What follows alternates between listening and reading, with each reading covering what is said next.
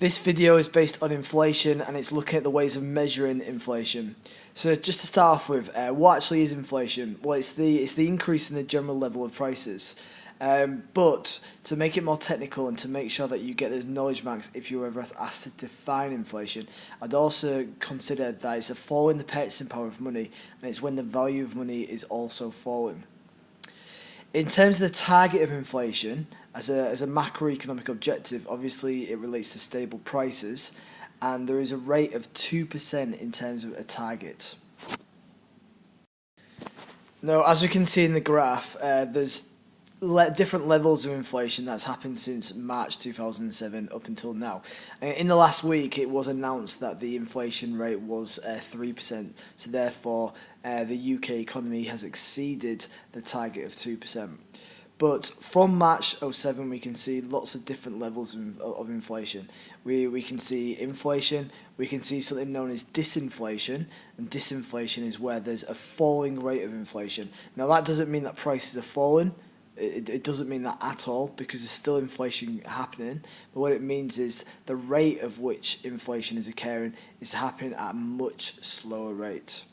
That we've even experienced a short period of time of deflation, and that is when prices are falling. So when there's a negative rate of inflation. So from looking at this graph, we can see that in 2017, it has gone from 2.4 to 2.7, and as I've mentioned before, now 3%. So it is exceeding the target, and it will be something that the government or the central bank needs to look at in terms of reducing it. And we'll look at the reasons as to why in other videos when we're looking at the consequences of inflation. But for now, what we're focusing on is managing inflation. And if we go back to that first diagram that I showed you, in terms of the target of 2%, we can see that it says a CPI target of 2%. Now, CPI stands for Consumer Price Index, and that is one of the measurements of inflation. There's actually two different measurements of inflation that we'll look at within this video, and that is the Consumer Price Index and the Retail Price Index, so RPI. Now, when we consider the Consumer Price Index or even the Retail Price Index, one of the ways to imagine it is by a basket, a basket of goods. Now, what I've asked my students to do recently is just create a shopping list of goods that they buy, or services that they buy on a day-to-day basis. And then what we're going to do in a year's time is consider how the prices have changed on those on that list, and that's very similar to what they do in reality. They get a basket of goods. Imagine it's like a Mary Poppins basket where you can fit all sorts of goods and services inside it. Usually, it's over 650 goods and services that go in this basket. And what they do is they work out. So they send a survey out to consumers within the UK economy, finding out what they spend their income on. What are the goods that they buy on a day-to-day basis? What are the services that they use on a day-to-day basis? And then they'll place them into a basket. Now, what they'll also do is they'll decide, well, which goods, which services are being used more frequently. So, for example, food is a necessity. It's bought on a day-to-day basis. It's an essential item that's being purchased. So, therefore, they'll place a weight onto food to suggest that it's got, I suppose, a greater value within this basket because of how frequently it's being purchased. So anyway, they have all these goods, and then they work out a price of these goods. And again, like I said before, in a year's time, it's usually annually, then they'll have a look and see if the prices have changed. And if the prices have gone up, they can see what rate of inflation has occurred. Now, some goods might not remain on the list or in the basket. For example, some goods might go out of fashion. They might become obsolete, and they'll be removed from the basket, without any issue. Some items will be added to the list because of, again, advancements in technology, new fashion, new trends, and again, that'll be added for the next year to be calculated. Now, the big difference between the Consumer Price Index and the Retail Price Index is just one item that goes or doesn't go within the basket. Now, the Retail Price Index, the RPI, includes one item which the CPI doesn't, and that's in terms of housing. So the housing is included within the basket of goods, which obviously is a massive item. It's a very expensive item. It's probably one of the most expensive items a consumer will ever purchase. Now the consumer price index has decided against that, and they don't include housing within the basket. Now the government at this moment in time, they've switched from the retail price index and they've moved to the consumer price index. Now, there's lots of reasons why they've done this. Some that they've announced as to explain why. Some that maybe people have speculated about. And we'll have a look at those reasons now. So, as I've put, recently government have switched to using the CPI, ignoring house prices. Now, the reason the politicians will claim that they've done this is because they believe that the figures involved with house prices will skew up the data for the goods and services which have, I suppose, lower costs. If you think about, as I said before, house prices is a massive cost, while some of the goods in the basket are not at all, and the more manageable, the more affordable, the bought on a more frequent rate. So they believe that if there's a change in house prices, then that'll impact the basket massively and not give you, I suppose, a true and accurate understanding of what's happening to the everyday good and services that's being purchased. However, some people argue that that's not necessarily the case. Some people argue there are other reasons why. Now, because it does include house prices, the IPI will tend to be always higher, especially if there has been a level of inflation because of house prices. The only reason where it won't be higher is if for whatever reason there's been, for example, maybe deflation and it's impacted house prices and they've fallen. Then again, RPI would be lower. But most of the time, when we're experiencing a level of inflation, RPI is higher than CPI. Now, many argue that because CPI is lower, then it can kind of justify some of the decisions of the government. So, for example, if the RPI was higher, many would argue that maybe public sector workers should receive a pay rise.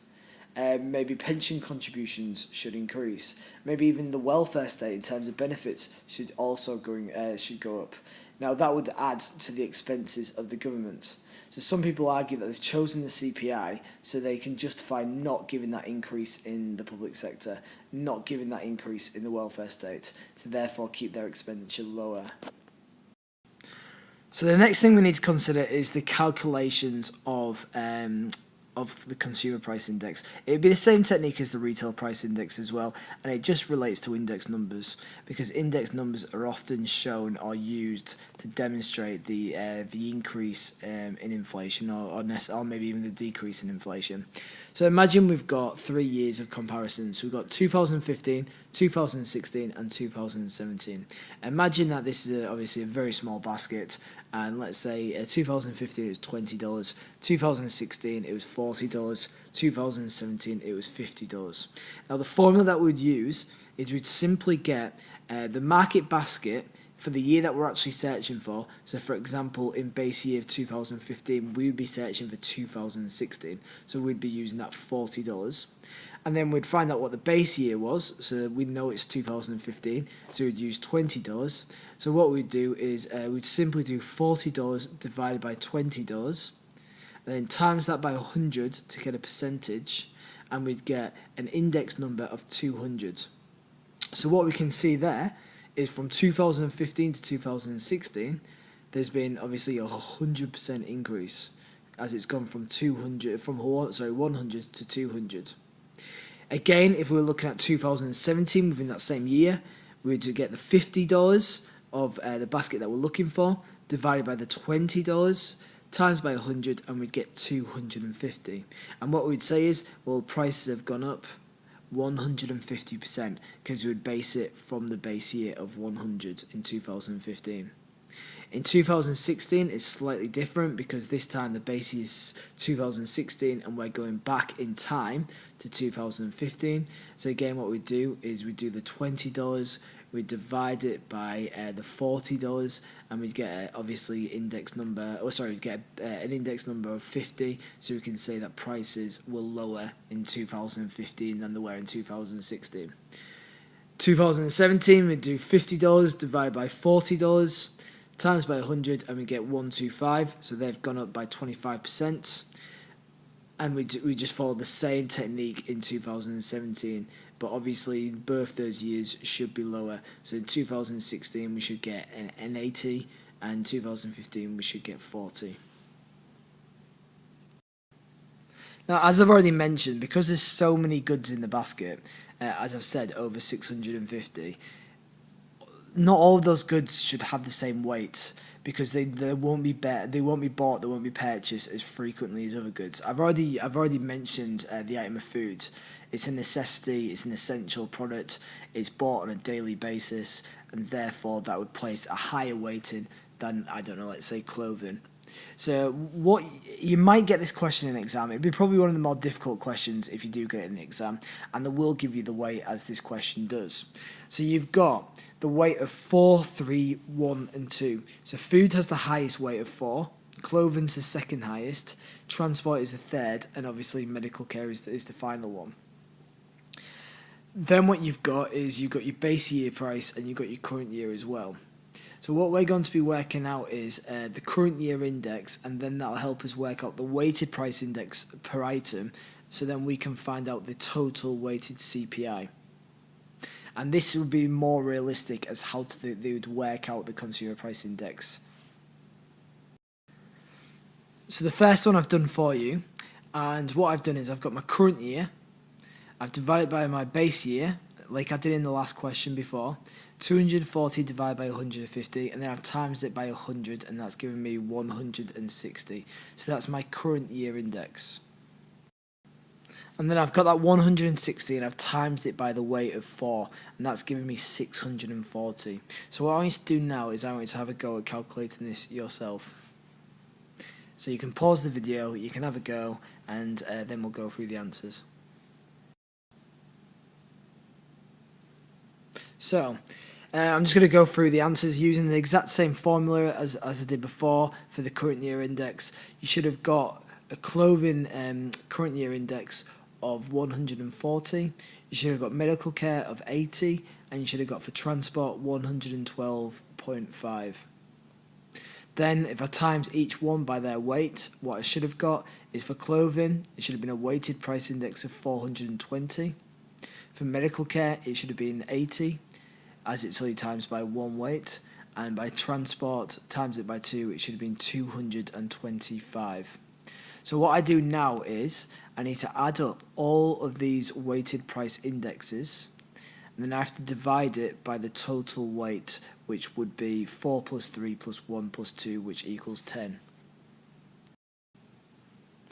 So as I've put here, 640 plus 420 plus 80 plus 225, divide by 10, and what you'll get is you'll get an overall weighted CPI of 136.5.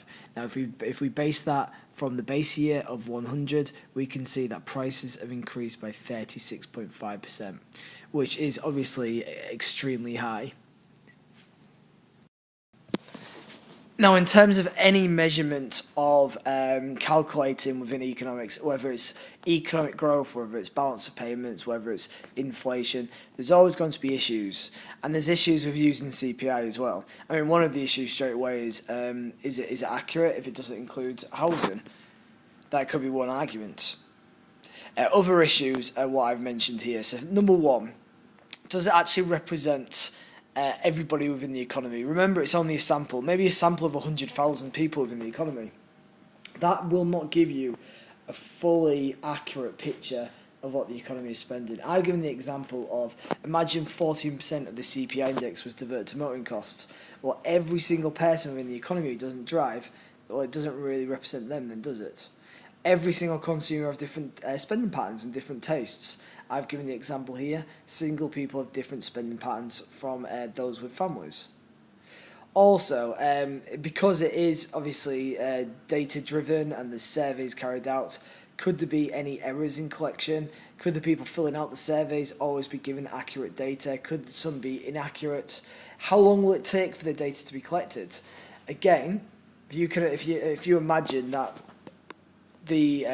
obviously the items need to be considered, They need to consider the price for all of these items. They need to consider the weight of all these items. It could take a while to do, and during that time, could prices have even changed? So is it completely up to date?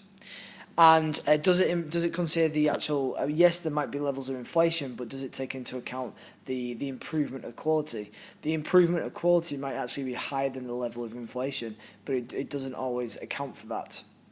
And finally, often with these economic indicators, we will compare it on an international stage, but can it be compared globally? Do all countries use, for example, CPA, or do some use RPA? For example, developing countries, do they have as advanced systems like collecting data as us? So therefore, is theirs as reliable as maybe ours? So you could look at it from that point of view as well.